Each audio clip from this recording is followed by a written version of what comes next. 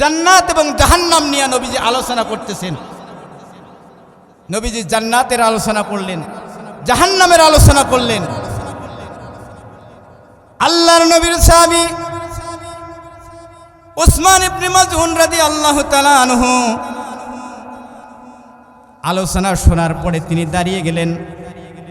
দাঁড়িয়ে বললেন, ইয়া রাসূলুল্লাহি, ও আল্লাহর নবী, আপনি যখন জান্নাতের আলোচনা করতেছিলেন, আমরা সাহাবীরা জান্নাতের আলোচনা শুনে অনেক বেশি আনন্দিত হয়েছিলাম। আমাদের মনগুলি প্রফুল্ল হয়েছিল, আমরা বেশ মজাই পেয়েছিলাম। কিন্তু ইয়া রাসূলুল্লাহি, ও আল্লাহর নবী, আপনি যখন জাহান্নামের আলোচনা শুরু করে দিলেন, আমরা সাহাবীরা ভয় পেয়ে গেলাম, না জানি আমরা জাহান্নামে যাই নাকি।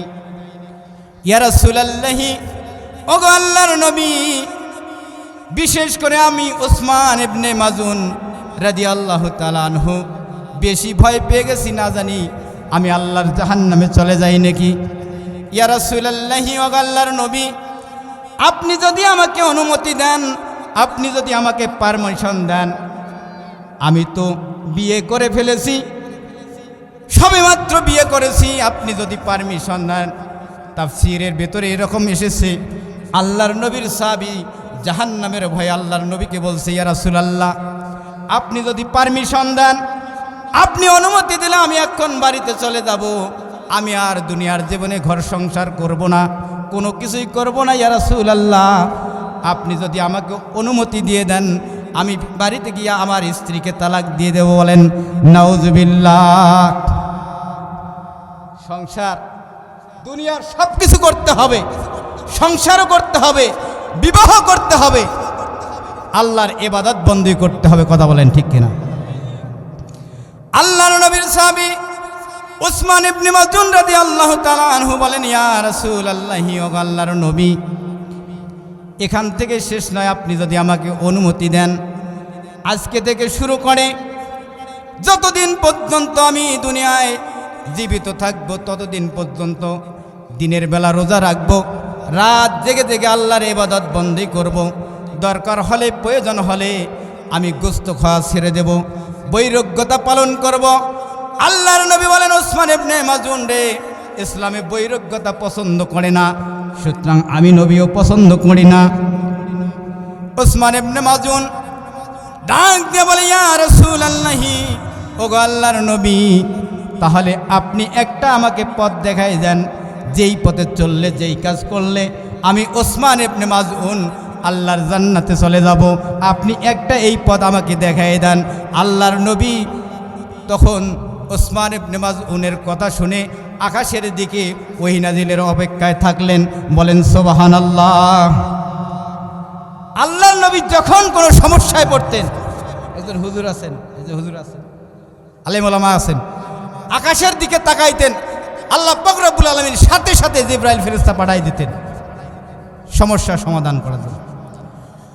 আল্লাহর নবী মুহাম্মদুর রাসূলুল্লাহ সাল্লাল্লাহু আলাইহি সাল্লাম যখন আকাশের দিকে তাকালেন, আল্লাহ পাক রব্বুল আলামিন জিবরাইলকে ডাক দিয়ে বলে, জিবরাইল যাও যাও যাও, জিবরাইল যাও, তাড়াতাড়ি করে চলে যাও, আমার নবী ওহী নাজিলের অপেক্ষায় আছে, যাও জিবরাইল যাও, আমার নবীর কানে কানে সূরা সফের 3টা আয়াত নাজিল করে দাও। বলেন সুবহানাল্লাহ।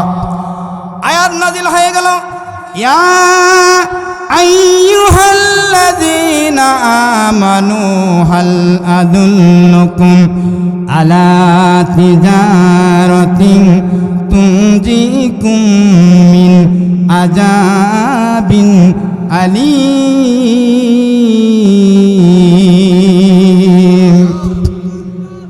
আয়াত নাজিল হয়ে গেল, ইয়া আইয়ুহাল্লাযীনা আমানু, হে ঈমানদারেরা, হাল আদুল্লুকুম আলা তিজারাতিন, আমি কি তোমাদেরকে একটা ব্যবসার অনুসন্ধান দেব, তুনজিকুম মিন আযাবিন আলীম, যেই ব্যবসা করলে পরে তোমরা জাহান্নামের আযাব থেকে রক্ষা পাইবা। চিৎকার মেরে কোন সুবহানাল্লাহ। ও ব্যক্তিবারের মানুষ, হাতিবান্দার মানুষ, আপনারাই বলেন তো দেখি, আমার আল্লাহ পাক রব্বুল আলামিন যদি আপনাদেরকে আমাদেরকে যদি একটা ব্যবসার অনুসন্ধান দেয়, যেই ব্যবসা করলে পরে যেই ব্যবসা করলে আমরা জাহান্নাম থেকে বেঁচে জান্নাতে চলে যাব, ওই ব্যবসা করার দরকার আছে না নাই? ভাই শয়তান ধরছে নাকি? ভাই আপনাদের দুইজনকে শয়তান ধরছে নাকি? ভাই একটু একটু এদিকে যাবেন, এদিকে যাবেন। ভাই অনেক। তাহলে এই ব্যবসা করতে গেলে, এই ব্যবসাটা যদি আমি করতে চাই, আল্লাহ বলেন তুমিনুনা বিল্লাহ, সর্বপ্রথম আল্লাহর উপরে ঈমান আনতে হবে। কার উপরে? আল্লাহর উপরে ঈমান আনতে হবে। এক নম্বরে আল্লাহর উপরে ঈমান আনতে হবে, ও রাসূলিহি, এবং রাসূলের উপরে 2 নম্বরে ঈমান আনতে হবে। ওয়া তুজাহিদুনা ফি সাবিলিল্লাহ, এবং আল্লাহর রাস্তায় জিহাদ করতে হবে। বিআমওয়ালিকুম ওয়া আনফুসিকুম, প্রথমে আল্লাহ বলছে প্রথমে মাল দিয়া তারপর জান দিয়া। প্রথমে কি? প্রথমে কি? প্রথমে মাল তারপরে জান। আপনি জিহাদ করতে যাবেন, আগে মাল দিতে হবে, অস্ত্রের দরকার আছে। কথা বলেন ঠিক কিনা? ঠিক কিনা বলেন? আগে মাল দিতে হবে, তারপরে আপনার জিহাদের ময়দানে, যুদ্ধের ময়দানে গিয়া যুদ্ধ করতে হবে। কথা বলেন ঠিক কিনা? আল্লাহর নবী সাল্লাল্লাহু আলাইহি সাল্লাম জিহাদের কথা আজকে আমরা যদি বলতে যাই, আমাদেরকে আলোচনা করতে দেয় না, অথচ জিহাদের কথা কোরআনুল কারীমের ভিতরে আছে। ঠিক কিনা বলেন? কিন্তু জিহাদের আলোচনা করতে গেলে বলে হুজুর রাজনৈতিক বাদ দেন, জান্নাত জাহান্নামের আলোচনা করেন। কিন্তু আপনি যদি জিহাদ না করেন, নবীজি হাদিসের ভিতরে বলেছেন, মুসলিম শরীফের হাদিস, মান মাতা আলাম ইয়াকজু আলাম ইউহাদ্দাস বিহি নাফসাহু মাতা আলা শুবাতুন মিন নিফাক। যেই ব্যক্তি দুনিয়ার জীবনে জিহাদ করেনি এবং জিহাদ করার মন মানসিকতাও ছিল না, ওই ব্যক্তি যখন মারা যাবে, নবীজি বলেন তার মুনাফিকের মৃত্যু হবে। মুসলিম শরীফের হাদিস। জিহাদের আকাঙ্ক্ষা থাকা লাগবে কিনা? তাহলে জিহাদ করতে গেলে সর্বপ্রথম মাল দিতে হবে, তারপর জান দিতে হবে। ঠিক কিনা বলেন? সত্যের পক্ষে গান গাই বলে আমি বিদ্রোহী, সত্যের পথে ডাকি বলে আমি বিপ্লবী, কোরআনের কথা বলি তাই বলে আমাকে মৌলবাদী, জিহাদের কথা বলি তাই বলে আমাকে জঙ্গিবাদী। আমি বিদ্রোহী, বিপ্লবী, মৌলবাদী, কেন জঙ্গিবাদী? জিহাদের কথা বললে জঙ্গি। কথা বলেন ঠিক কিনা? বর্তমান তো একটি পরিবেশ আছে, কিন্তু বিগত সরকার যখন ছিল ওই সময় এরকম পরিবেশ ছিল না। তাফসির মাহফিলগুলো বন্ধ করে দেওয়া হতো। ঠিক কিনা বলেন? 10 জন 5 জন মৌলবী যদি এক জায়গায় জোট হইতো, পুলিশ সংবাদ পেয়ে ওখানে ওই মৌলবীদেরকে ধরে নিয়ে যাইতো। ঠিক কিনা বলেন? সম্মানিত হাজিরিন, আমরা একটি স্বাধীন বাংলাদেশ পেয়েছি। 71 একবার স্বাধীন হয়েছে, আবার আমরা স্বাধীন বাংলা দেখলাম।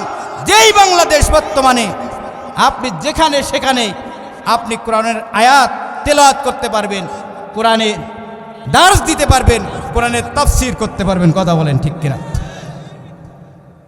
বলতেছিলাম, আল্লাহ নবী সাল্লাল্লাহু আলাইহি সাল্লাম বদর যুদ্ধের প্রান্তরে গেলেন। সাহাবী ছিল মাত্র 313 জন, মুসলমানদের পক্ষে হলো 313 জন।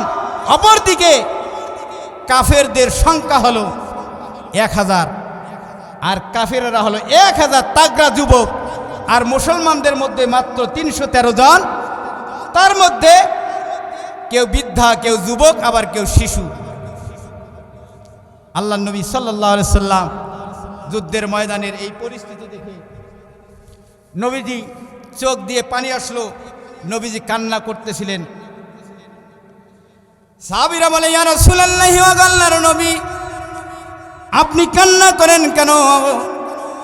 ইয়া রাসূলুল্লাহ, আপনার কি হয়েছে, আপনি কান্না করেন কেন? আল্লাহর নবী বলেন, সাহাবীরা, আমরা সংখ্যায় কম, মাত্র 313 জন, অপরদিকে কাফের 1000। আবারও আমি দেখতে পাচ্ছি কেউ বা তোমাদের পিতা, কেউ বা তোমাদের চাচা, কেউ বা তোমাদের ভাই, তোমরা কেমনে তাদের সামনে তোমরা যুদ্ধ করবে?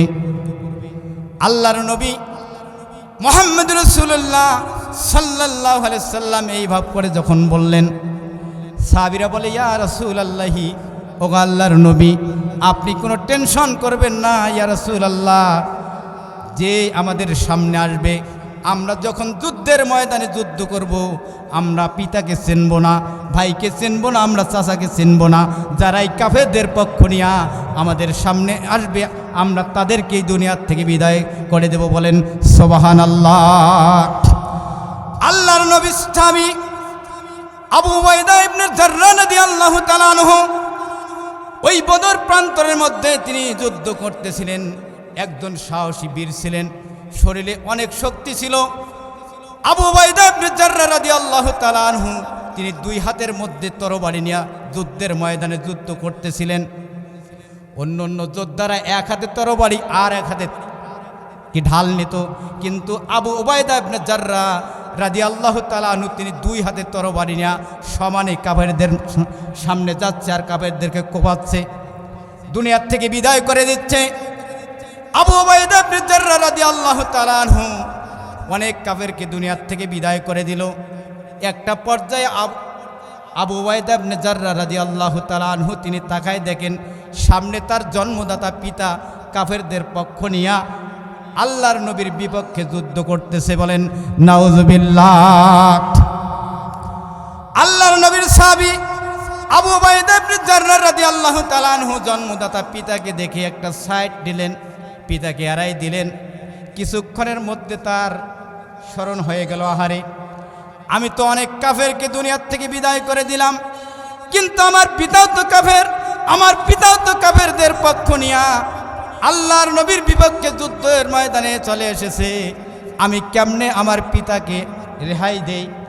কিয়ামতের ময়দানে আল্লাহ পাক রব্বুল আলামিন আমাকে যদি বলে, আবু উবাইদা ইবনে জাররাহ, অনেক কাফেরকে দুনিয়া থেকে বিদায় করে দিয়েছো, তোমার পিতাও তো কাফের ছিল, আল্লাহর নবীর বিপক্ষে যুদ্ধ করার জন্য বদর প্রান্তরে এসেছিল, কেন তুমি তোমার পিতাকে হত্যা করো নাই? এইটা ভেবে তিনি আবার তার পিতার দিকে চলে আসলেন। বলেন আল্লাহু আকবার। আসার পরে পিতা যখন সামনে আসলো, আবু উবাইদা ইবনে জাররাহ রাদিয়াল্লাহু তাআলা আনহু তরবারিটা দিয়া একটা কোপ দিয়া গদ্দান থেকে পিতার কল্লাটা জমিনে ফেলাই দিলেন। কিছুক্ষণের মধ্যে যুদ্ধ শেষ হয়ে গেল। আল্লাহর নবী সাহাবীদেরকে নিয়ে আবার মসজিদ নববীতে চলে গেলেন।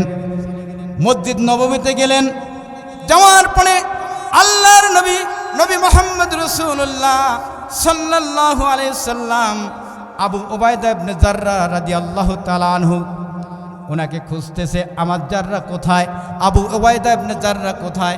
একজন সাহাবী বলে, ইয়া রাসূলুল্লাহি, ওগো আল্লাহর নবী, আবু উবাইদা ইবনে জাররাহ রাদিয়াল্লাহু তাআলা আনহুর পিতা যুদ্ধের ময়দানে মৃত্যুবরণ করেছে, কাফেরদের পক্ষ নিয়ে যুদ্ধের ময়দানে এসেছিল, সে মৃত্যুবরণ করেছে। আল্লাহর নবী বললেন, কে আবু উবাইদা ইবনে জাররাহর পিতাকে হত্যা করেছে? বলছে, ইয়া রাসূলুল্লাহি, ওগো আল্লাহর নবী, আমরা কেউ তাকে হত্যা করি নাই, আবু উবাইদা ইবনে জাররাহ রাদিয়াল্লাহু তাআলা আনহু নিজে তার পিতাকে হত্যা করেছেন। বলেন সুবহানাল্লাহ। আল্লাহর নবী মুহাম্মদ রাসূলুল্লাহ সাল্লাল্লাহু আলাইহি ওয়াসাল্লাম আবু উবাইদা ইবনে জাররাহ রাদিয়াল্লাহু তাআলা আনহুকে ডাক দিলেন, কোথায় আমার আবু উবাইদা ইবনে জাররাহ? আমার বুকে তুমি আসো। উবাইদা ইবনে জাররাহ রাদিয়াল্লাহু তাআলা আনহু তিনি একটা মসজিদ নববীর কোনায় একটা তিনি চাদর মোড়াল দিয়ে তিনি কান্না করতেছিলেন। একজন সাহাবী বলে, ইয়া রাসূলুল্লাহি, ওই যে একটা কোনায় আবু উবাইদা ইবনে জাররাহ রাদিয়াল্লাহু তাআলা আনহু তিনি কান্না করতেছেন। আল্লাহর নবী বললেন, তাকে নিয়ে আসো। তাকে নিয়ে আসা হলো। আল্লাহর নবী নবী মুহাম্মদ রাসূলুল্লাহ সাল্লাল্লাহু আলাইহি সাল্লাম আবু উবাইদা ইবনে জাররাহ রাদিয়াল্লাহু তাআলা আনহুকে বুকের মধ্যে জড়িয়ে ধরলেন, কান্না শুরু করে দিলেন, চোখের পানি ফেলাইয়া কান্না করলেন, আকাশের দিকে তাকালেন আর বললেন, রব্বুল আলামিন, আয় আল্লাহ তাআলা, আজকে আবু উবাইদা ইবনে জাররাহ যেই কাজটা করেছে, ইসলামের জন্য, দ্বীনের জন্য, কোরআনের জন্য নিজের পিতাকে হত্যা করেছে, রব্বুল আলামিন, আয় আল্লাহ তাআলা, আমি নবী হিসাবে তো একটা জান্নাত পাবো, আমার পাশের জান্নাত আল্লাহ আবু উবাইদা ইবনে জাররাহকে তুমি দান করে দিও। বলেন সুবহানাল্লাহ। কিসের জন্য? কিসের জন্য?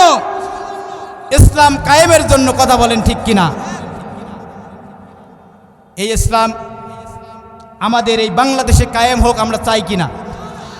চাই কিনা? কোরআন দিয়ে রাষ্ট্র পরিচালিত হোক আমরা চাই কিনা? কেন চাই? এই কোরআন যদি সমাজে যদি প্রতিষ্ঠিত হয়, রাষ্ট্রে যদি প্রতিষ্ঠিত হয়, এই কোরআনের আইন দিয়ে যদি রাষ্ট্র চলে, তাহলে যেখানে চোর ধরা পড়বে সাথে সাথে হাত কেটে দেওয়া হবে। কথা বলেন ঠিক কিনা?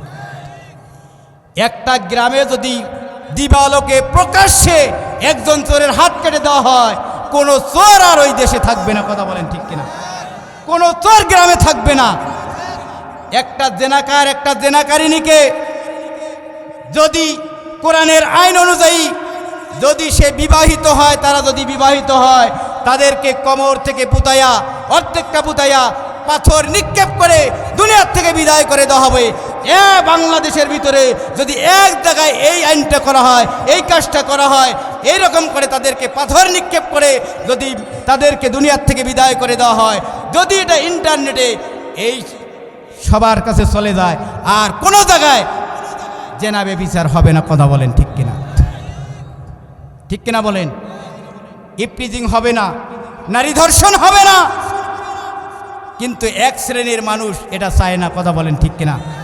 কেন চায় না? যে এই কোরআন যদি সমাজে প্রতিষ্ঠিত হয়, রাষ্ট্রে প্রতিষ্ঠিত হয়, এই কোরআন দিয়ে যদি সমাজ চলে, দেশ চলে, তাহলে আমরা বড় বড় বোতল খাইতে পারবো না, আমরা মানুষের ছিনতাই করতে পারবো না, আমরা ডাকাতি করতে পারবো না, আমরা মানুষকে যখন তখন হামলা দিতে পারবো না, মামলা করতে পারবো না, আমরা চাঁদাবাজি করতে পারবো না। কথা বলেন ঠিক কিনা?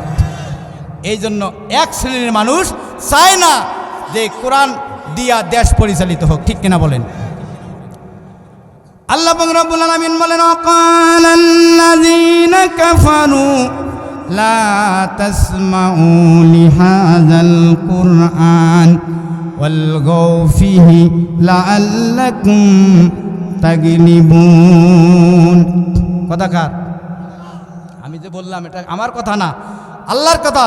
আল্লাহ বলেন, ওয়াকালাল্লাযীনা কাফারু, অস্বীকারীরা বলে, কাফেরেরা বলে, লা তাসমাউ লিহাযাল কুরআন, তোমরা কোরআন শুনতে যেও না। ওয়ালগাউ ফী, যদি তোমরা যাও ওখানে গিয়ে হট্টগোল করবা, গন্ডগোল করবা, লাআল্লাকুম তাগলিবুন, যাতে করে তোমরা বিজয়ী হইতে পারো। যারা মাহফিলের আয়োজন করেছে, এত সুন্দর করে আয়োজন করেছে, যেই আশায় আয়োজন করেছে তোমরা যে গন্ডগোল করবে, আর ওদের চাইতে তোমরা এই জন্য বিজয়ী হয়ে যাও। কথাকার কাফেরদের স্বভাব হলো মাহফিলে এসে, কোরআনের মাহফিলে এসে হট্টগোল তৈরি করা। ঠিক কিনা বলেন? সম্মানিত হাজিরিন, আলোচনায় ছিলাম সূরা সফ।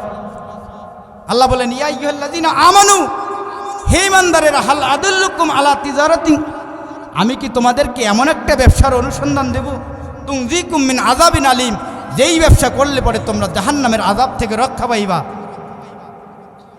এই ব্যবসা যদি তোমরা করতে চাও, তুমিনুনা বিল্লাহ, এক নম্বরে আল্লাহর উপরে ঈমান আনো, ওয়া রাসূলিহি, রাসূলের উপরে ঈমান আনো, ওয়া তুজাহিদুনা ফি সাবিলিল্লাহি বিআমওয়ালিকুম আনফুসিকুম, এবং আল্লাহর রাস্তায় তোমরা জিহাদ করো তোমাদের মাল এবং জান দিয়া। যালিকুম খায়রুল লাকুম ইন কুনতুম তা'লামুন, যদি তোমরা এটা করতে পারো তাহলে তোমরা সফল কাম হয়ে যাবে। শুধু সফল কামই না, ইয়াগফির লাকুম যুনুবাকুম, আল্লাহ পাক রব্বুল আলামিন তোমাদের জীবনের গুনাহগুলো মাফ করে দেবে। তাহলে গুনাহ মাফ পাওয়ার দরকার আছে না নাই? আছে না নাই? আমরা যদি গুনাহ নিয়ে কবরে যাই, কবরে প্রশ্ন আছে না নাই? আছে না নাই? কবরে যখনই যাব, কবরে যাওয়ার সাথে সাথে প্রশ্ন আসছে না নাই? আছে না নাই? আজকে আমরা যেই নেতার পেছনে ঘুরি, যেই নেতার পেছনে চলি, যেই নেতাকে অনুসরণ করি, ওই নেতা নামাজ আদায় করে কিনা এটা দেখার দরকার আছে না নাই? আছে না নাই? যদি নেতা নামাজ আদায় না করে, নেতা যদি নামাজ না পড়ে, কিয়ামতের ময়দানে আল্লাহ পাক রব্বুল আলামিনের দরবারে নেতা কর্মী সবাইকে জাহান্নামে যাইতে হবে, ঠিক কিনা বলেন? সুতরাং আমরা অনুসরণ করব কাকে? আল্লাহকে ভয় করব আর অনুসরণ করব আমাদের নবীজিকে। লাকাদ কানা লাকুম ফি রাসূলিল্লাহি উসওয়াতুন হাসানা। আল্লাহ বলেন আমি আমার রসুলের মধ্যে উত্তম আদর্শ রেখে দিয়েছি। কেমন আদর্শ?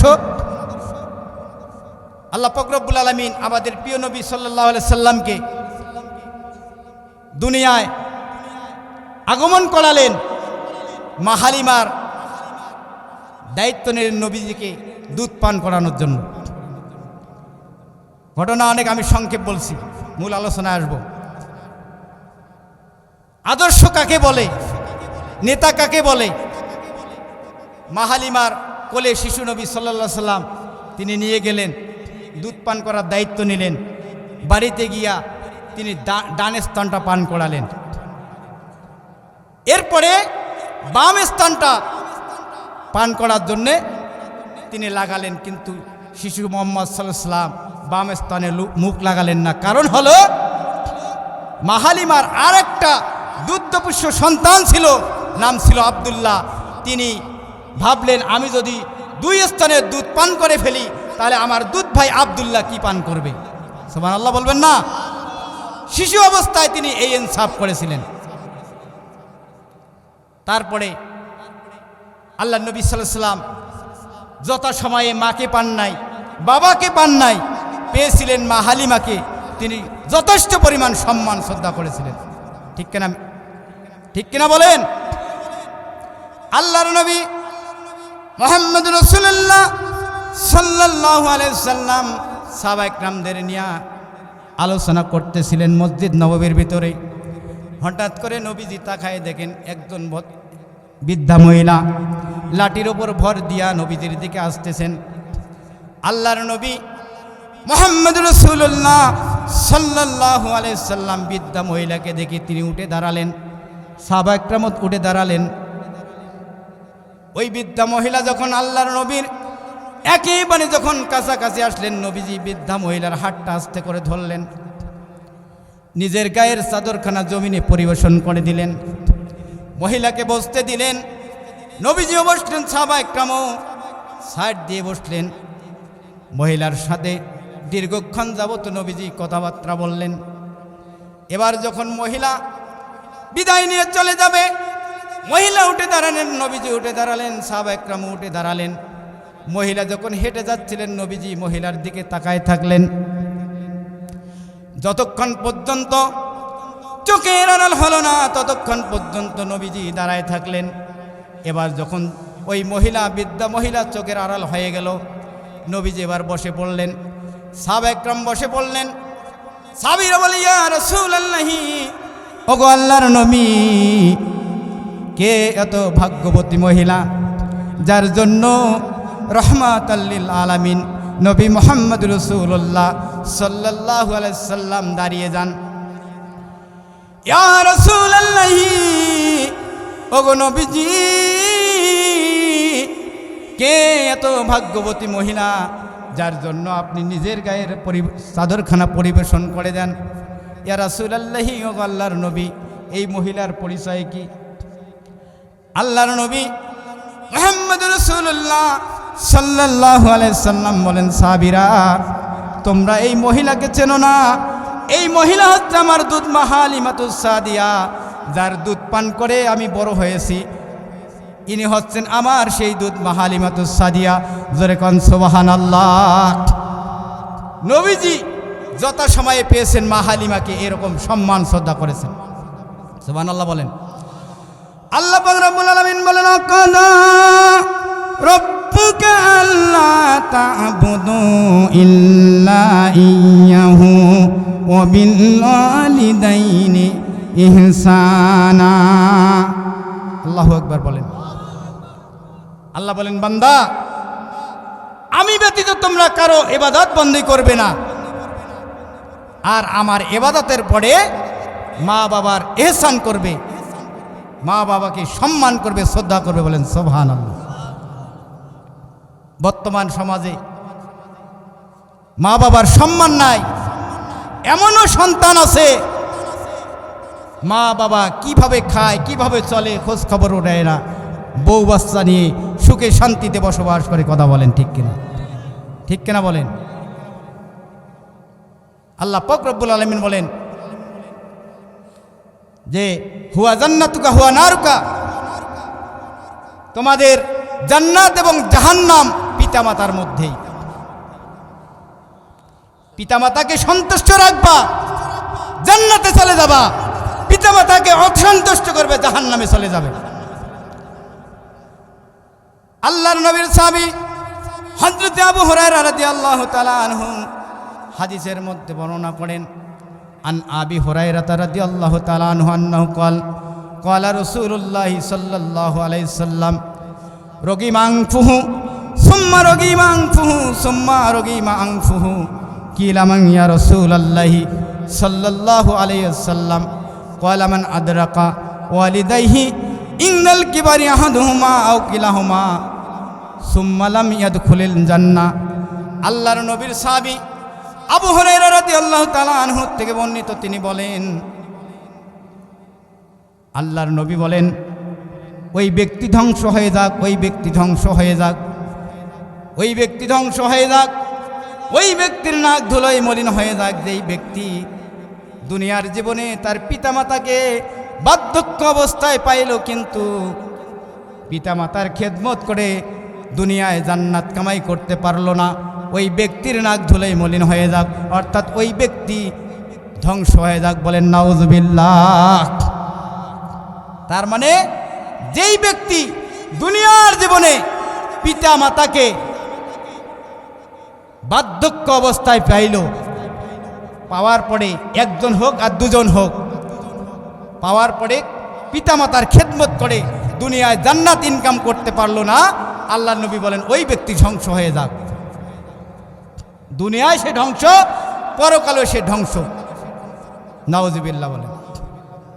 আর যেই ব্যক্তি দুনিয়ার জীবনে পিতামাতার খেদমত করবে, আল্লাহ পাক রব্বুল আলামিন পিতামাতার খেদমত করার কারণে আল্লাহ পাক রব্বুল আলামিন তাকে জান্নাত দান করবেন। বলেন সুবহানাল্লাহ। তাহলে জান্নাতের দরকার আছে না নাই? আছে না নাই? এই জান্নাতের একটু বর্ণনা করি, যেহেতু আলোচনায় করেছি জান্নাত জাহান্নামের আলোচনা।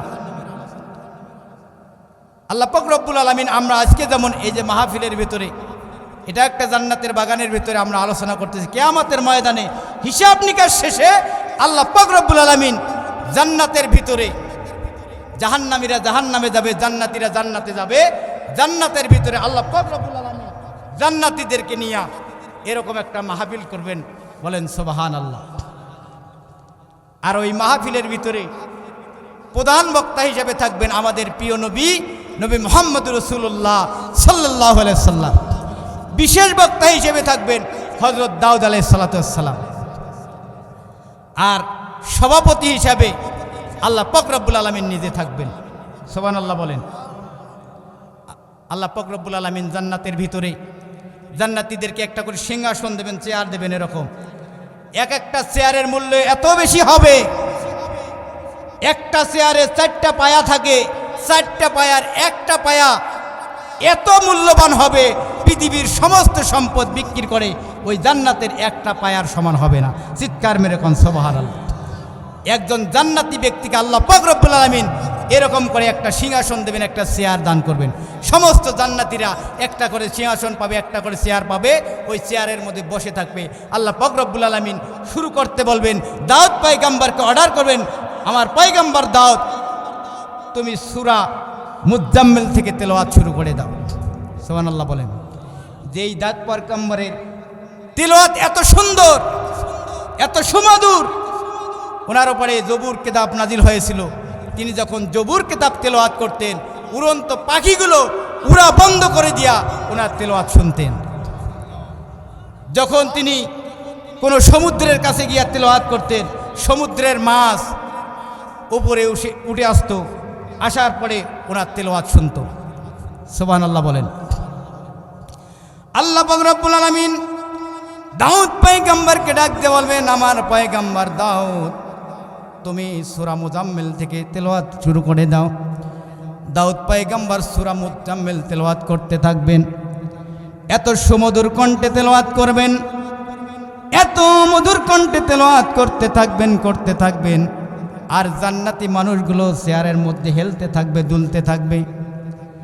এক একটা সিংহাসনের মধ্যে একজন জান্নাতি মানুষ হেলতে থাকবে, দুলতে থাকবে। এরপর আল্লাহ পাক রব্বুল আলামিন দাউদ পয়গম্বরকে বলবে, আমার পয়গম্বর দাউদ, এখন তুমি তেলাওয়াত বন্ধ করে দাও। যখনই তেলাওয়াত বন্ধ হয়ে যাবে, আল্লাহর পয়গম্বর দাউদ পয়গম্বর যখন তেলাওয়াত বন্ধ করে দিবেন, সাথে সাথে জান্নাতি মানুষগুলো থেমে যাবে। আল্লাহকে ডাক দিয়ে বলবে, রব্বুল আলামিন, আয় আল্লাহ তাআলা, আপনার এই পয়গম্বর অনেক সুমধুর কণ্ঠে তেলাওয়াত করতেছিল, আপনি কেন তার তেলাওয়াত বন্ধ করে দিলেন? আল্লাহ পাক রব্বুল আলামিন সাথে সাথে জান্নাতি বান্দাদেরকে বলবেন, ও আমার জান্নাতি বান্দারা, তোমরা দাউদ পয়গম্বরের কণ্ঠে তেলাওয়াত শুনে তোমরা মুগ্ধ হয়ে গেছো। আমি আল্লাহ পাক রব্বুল আলামিন যেই নবীর উপরে পবিত্র কোরআনুল কারীম নাজিল করেছি, ওই নবীর কণ্ঠে কি তোমরা তেলাওয়াত শুনবে? কোন নবীকে আমি এই পবিত্র কোরআনুল কারীম দান করি নাই। আমার নবী মুহাম্মদ রাসূলুল্লাহ সাল্লাল্লাহু আলাইহি সাল্লামকে আমি এই পবিত্র কোরআনুল কারীম তার উপরে নাজিল করেছি।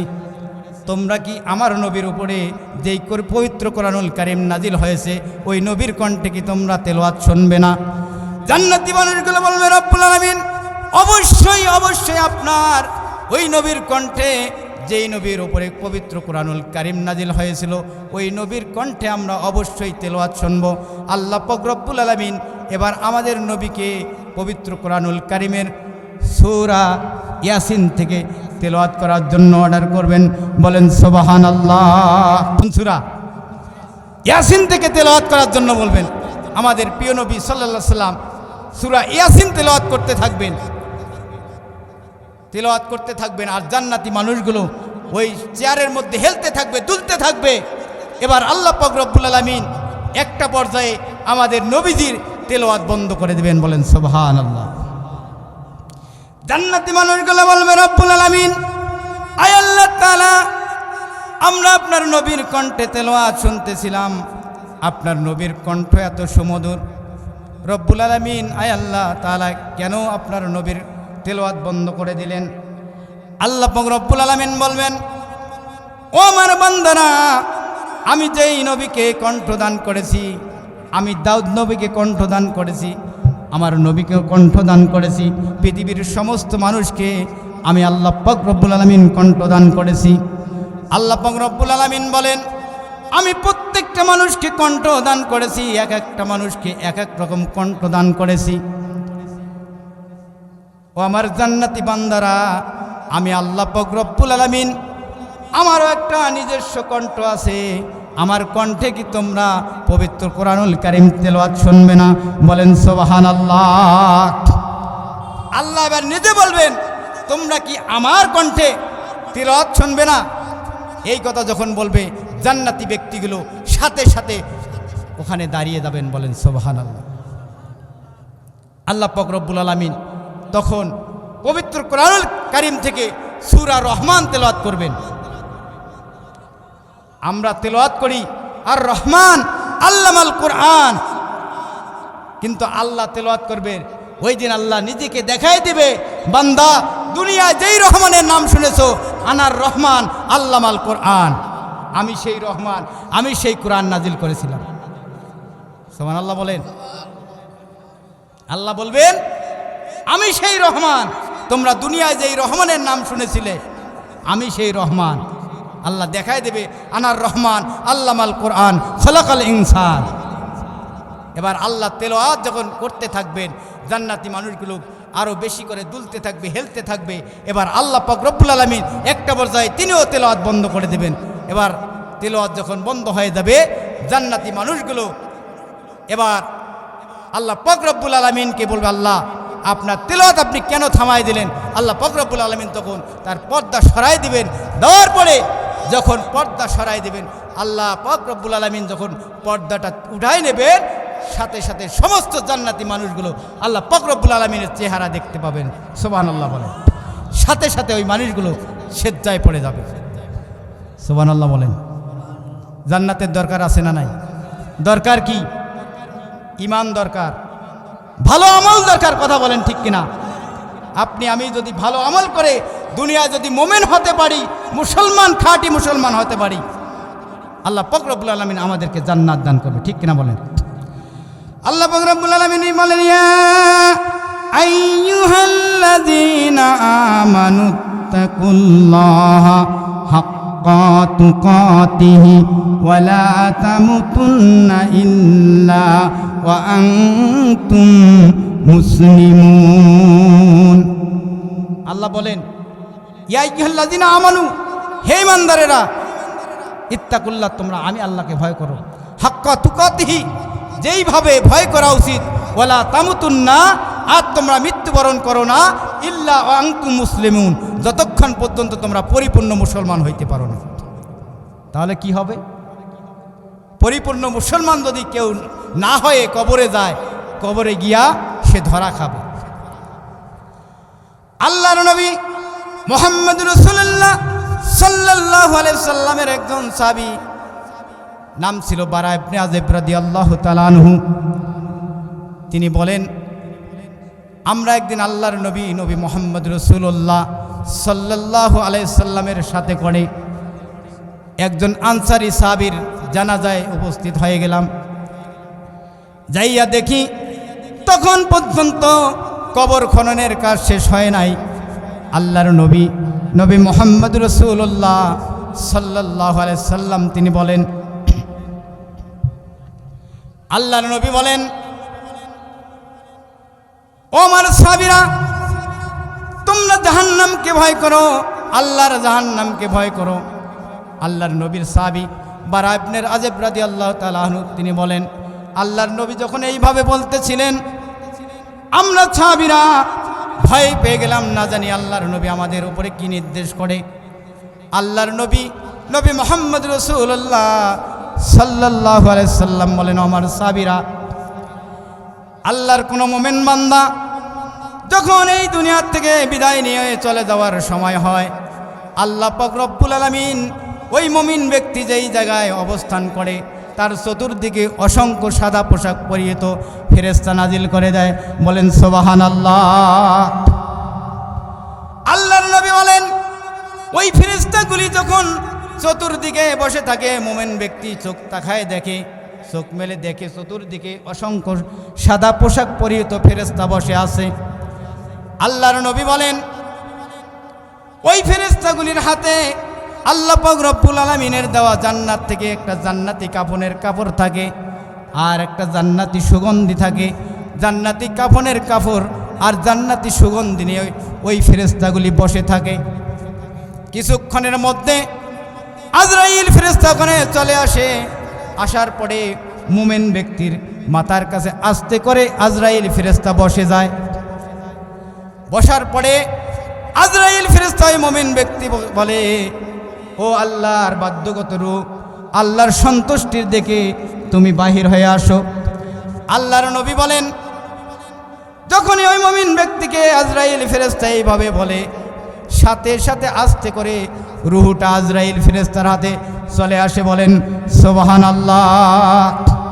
যখন আজরাইল ফেরেশতা হাতে যখন রুহুটা চলে আসে, ওই ফেরেশতাগুলি সাদা পোশাক পরিহিত ফেরেশতাগুলি তখন রুহুটাকে নিয়া ওই সাদা কাফনের কাপড়ে পেঁচাইয়া জান্নাতি সুগন্ধি লাগাইয়া তারা আসমানের দিকে আরোহণ করতে থাকে, আসমানের দিকে উঠতে থাকে।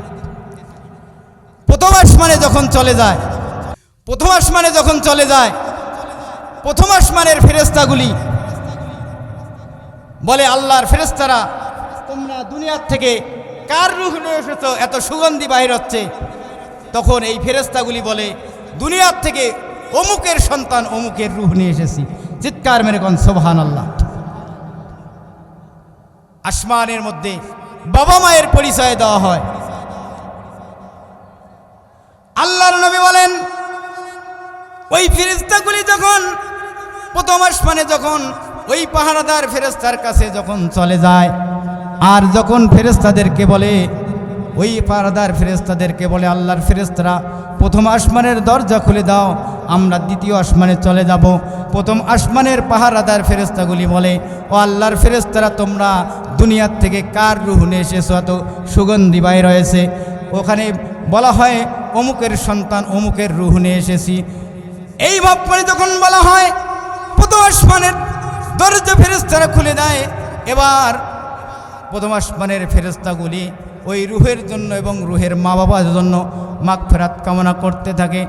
আল্লাহর নবী বলেন, যখন রুহের জন্য এবং রুহের মা বাবার জন্য যখন মাগফিরাত কামনা করতে থাকে, আল্লাহর নবী বলেন সাথে সাথে ওই রুহের মা এবং বাবার কবরের আযাব মাফ হয়ে যায়। বলেন সুবহানাল্লাহ। তাহলে সন্তানকে নামাজি বানার দরকার আছে না নাই? আলেম বানার দরকার আছে না নাই?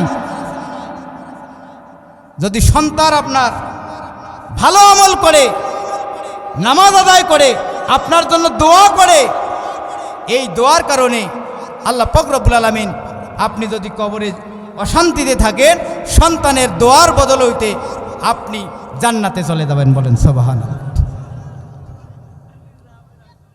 এজন্য সন্তানকে আপনি যত বড় শিক্ষায় শিক্ষিত করেন, প্রাথমিক শিক্ষাটা আপনার মাদ্রাসায় শিক্ষা দেওয়া দরকার।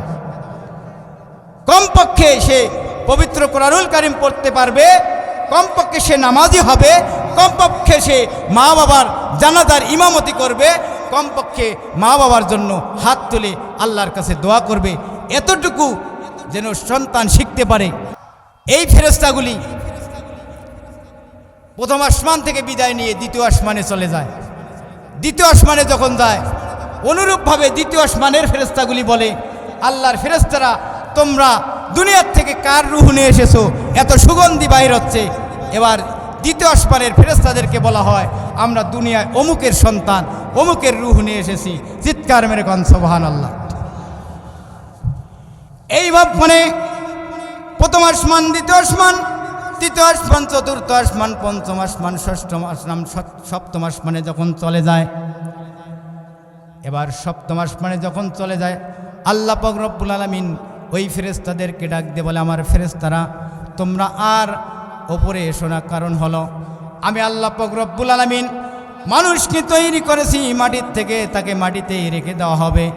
আর আমি আল্লাহ পাক রব্বুল আলামিন কিয়ামতের দিন, কিয়ামতের ময়দানে আবার মানুষকে উত্তোলন করব। বলেন সুবহানাল্লাহ।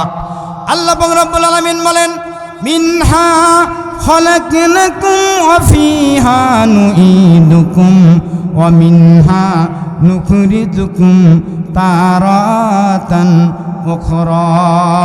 আল্লাহ পাক রব্বুল আলামিন বলেন, আমি মাটির থেকে মানুষকে তৈরি করেছি, এই মাটিতে তাকে রেখে দেওয়া হবে। আর কিয়ামতের দিন আমি আল্লাহ পাক রব্বুল আলামিন আবার মানুষগুলিকে মাটির থেকে উত্তোলন করব। বলেন সুবহানাল্লাহ। আমরা মাটি থেকে আমরা জন্মগ্রহণ করেছি, আমরা মাটির মানুষ, মরার পরে মাটিতে রেখে দেওয়া হবে। আবার কিয়ামতের ময়দানে আল্লাহ পাক রব্বুল আলামিন আবার মাটির থেকে আমাদেরকে উত্তোলন করবেন। বলেন আল্লাহু আকবার। সুতরাং আল্লাহ পাক রব্বুল আলামিন যখন ফেরেশতাদেরকে এই অর্ডার করবে যে তোমরা এই বান্দার রূহটা তোমরা প্রথম আসমানে নিয়ে দাও, তার কবরের মধ্যে, তার দেহের মধ্যে তার রূহটা ঢুকায় দাও। যখন ফেরেশতা অর্ডার পাওয়ার পরে চলে আসবে, আসার পরে কবরের মধ্যে তার ওই মৃত্যু ব্যক্তির দেহের মধ্যে রূহটা ঢুকায় দেওয়া হবে। আল্লাহ নবী বলেন, সাথে সাথে ওই কবরের মধ্যে দুইজন ফেরেশতা আসবে। আসার পরে ওই রূহটাকে, অর্থাৎ ওই লোকটাকে আস্তে করে আবার কবরের মধ্যে বসাবে। বসানোর পরে তিনটা প্রশ্ন করবে। আমাদের সকলের প্রশ্ন জানা আছে, আছে না নাই? যেই ব্যক্তি প্রশ্নের উত্তর দিতে পারবে, ওই ব্যক্তি আল্লাহ পাক রব্বুল আলামিন তার কবরটাকে প্রশস্ত করে দেবে, তাকে জান্নাতি পোশাক পরায় দেবে, কবরের মধ্যে জান্নাতি বিছানা বিছায় দেবে। আর জান্নাত থেকে তার কবর পর্যন্ত একটা দরজা খুলে দিয়া কবরে জান্নাতি হাওয়া জারি করে দেওয়া হবে। চিৎকার মেরে কোন সুবহানাল্লাহ।